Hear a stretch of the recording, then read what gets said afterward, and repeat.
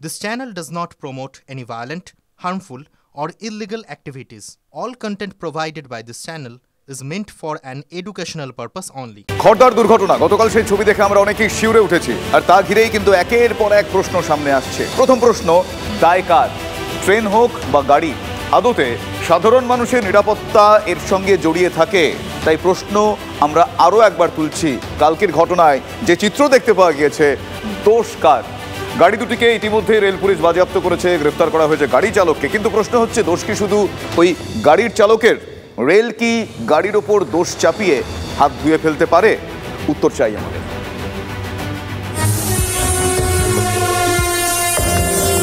খড়দার রেলগেটে গাড়িতে ধাক্কা কলকাতা স্টেশনগামী ডাউন হাজারদুয়ারি এক্সপ্রেসের। বরাত জোরে বড় দুর্ঘটনা থেকে রক্ষা। রবিবার রাতে কারো প্রাণ যায়নি, কিন্তু দুর্ঘটনা ঘটল কেন? প্রথমত, ওই রেলগেটে গাড়ির চাপ।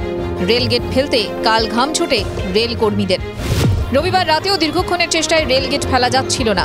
জোড়া আপ লোকাল ট্রেন এসে গেলেও এগোনোর সুযোগ পায়নি। এরই মধ্যে চলে আসে ডাউন হাজারদুয়ারি এক্সপ্রেস। সব গাড়ি পার না হওয়ার আগেই রেলগেট নামিয়ে দেন গেটম্যান। খড়দা রেল স্টেশন সংলগ্ন একদিকে 1 নম্বর রেলগেট এবং আরেক দিকে তার বিপরীতে রয়েছে 4 নম্বর রেলগেট।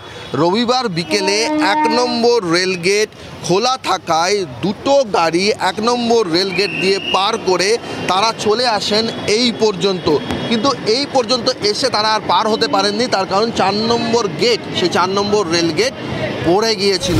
এখানেই উঠছে প্রশ্ন, রেল লাইনে ট্রেনের গতিপথ আটকে গাড়ি দাঁড়িয়ে একটি নয় দুটি, তারপরও গেট পড়ে গেল কিভাবে? সমস্যার কথা কি স্টেশন মাস্টারকে জানিয়েছিলেন গেটম্যান? রাতের গেটম্যানের ভুল মানছেন দিনের গেটম্যান। আমার সম্ভবত ওটা ও সিগন্যাল দিতে চাইছে, যতটা মনে হচ্ছে ও ক্লিয়ার করেনি, ওটা তার ওরই ভুল। ক্লিয়ার করে রাখছে, এটা হতো না। গেটম্যানের ভুল ছিল? হ্যাঁ, গেটম্যানের ভুল ছিল। ও গাড়িটাকে দাঁড় করিয়ে রাখতো, তারপর ক্লিয়ার করে বা গাড়িটাকে নামে পাস করাতো।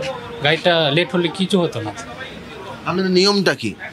নিয়মটা আমাদের হচ্ছে সেফটি, লোকদেরও, গাড়িরগুলো, আর ট্রেনের ক্ষেত্রেও কোনো অবস্টেকেল যেন না থাকে,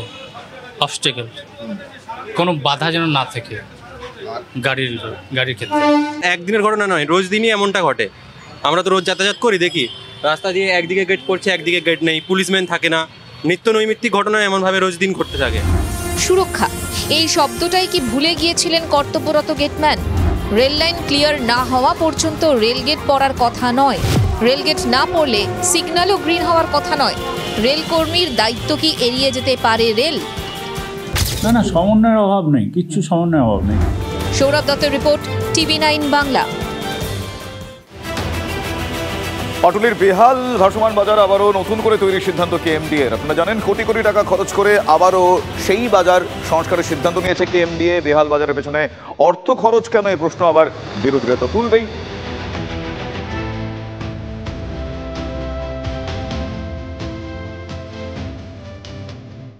যে সব কাঠ ভেঙে গেছে, পানা ভর্তি জঙ্গল হয়ে গেছে, কাঠ থেকে দোকান খুলছে না, ওই জন্য মানে আর লোক ঢুকছে না। আর এটার যেটা সৌন্দর্য, যেটা জলটাই দেখা যায় না। 10 কোটি টাকা ব্যয় দেশের প্রথম ভাসমান বাজার পাটুলি ফ্লোটিং মার্কেট। তা ঘিরে মানুষের উৎসাহ ছিল অনেক। তবে বাজারের রক্ষণাবেক্ষণের দায়িত্ব কে নেবে, প্রশ্নটা উঠেছিল সেদিন থেকেই।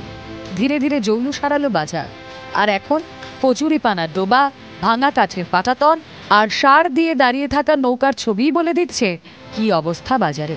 কোটি টাকা খরচ করে সেই বাজারে ফের নতুন করে তৈরির সিদ্ধান্ত নিয়েছে কেএমডিএ। মার্কেটের ক্ষেত্রে এবার আমরা একটা রেডি করে তৈরি করে দিচ্ছি, কিন্তু এবার আমরা মার্কেট অ্যাসোসিয়েশনকে দিয়ে দেবো। আমি ব্যবসা করবো আর সবসময় সরকারের ট্যাক্সের টাকা সেটার পেছনে খরচা করবো, এই প্রবণতাটা ঠিক নয়। এবং আমার মনে হয় এইভাবে এটা যদি করা হয়, ওয়ান টাইম কস্ট হবে, কিন্তু প্রায় 30 বছর এটা কিন্তু টিকবে। ভাসমান বাজারের অবস্থা ভালো নয়। কেনাবেচা না হওয়ায় অনেক দোকানদারই পাত্তারি গুটিয়েছেন।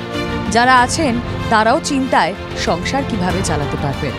কাস্টমার কমেই যাচ্ছে। কমার কারণটা একটা, ওই যে নচিকেতা মার্কেটে অনেক দোকান খুলেছে। আমাদের ব্যবসার হাল খুবই খারাপ, না এখানে আমাদের পেটের ভাতই হয়, আমাদের সংসারটা চলবে কি করে? ব্যবসায় ক্ষতির পেছনে অন্য কারণও রয়েছে। ফ্লোটিং মার্কেটের উল্টো দিকেই প্রচুর দোকান হয়েছে, সেখানেই ভিড় জমছে বলছেন ব্যবসায়ীরা। আমাদের এই বাজারের বাইরে যে দোকানগুলো বসছে ওদের জন্য আমাদেরও আরও ঝাড় হচ্ছে। ওদেরকে কিছু বলতে গেলে তুলতে গেলে বলছে আমাদের থানা থেকে বসে। আজ আকর্ষণ হারিয়েছে ভাসমান বাজার, বিক্রি বাট্টাও হয় না তেমন। তবুও সেই বাজারের হাল ফেরাতে তৎপর প্রশাসন।